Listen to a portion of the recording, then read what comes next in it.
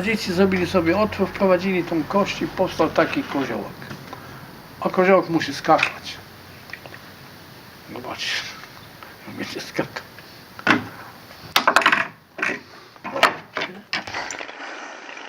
Nie było innych piłek. Dzieci zadowoliły się nadmuchanym pęcherzem. Jeżeli pęcherz był sporych rozmiarów, piłka była większa. Można było również wrzucić tam jakieś ziarenka grochu, fasoli. Piłka wtedy wydawała dźwięki. Kiedyś dzieci bawiły się nie tylko zabawkami. Do zabawy wykorzystywały sprzęty codziennego użytku. Zarówno te, które były w domu, w mieszkaniu, w kuchni, jak i też te, które były na podwórku. Na przykład na takim gospodarstwie był wóz drabiniasty.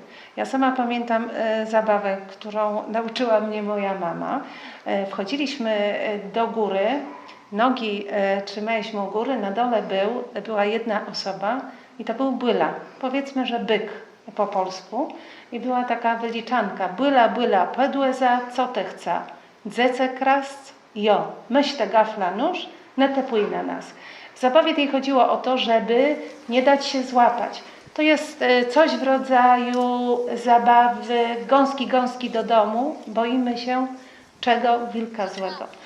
A tam wtedy, no tak jak powiedziałam, wykorzystywano naturalne sytuacje, naturalne sprzęty i myślę, że te zabawy były o wiele bogatsze niż te, które są teraz, bo one pobudzały dzieci do kreatywnego myślenia, do wymyślania.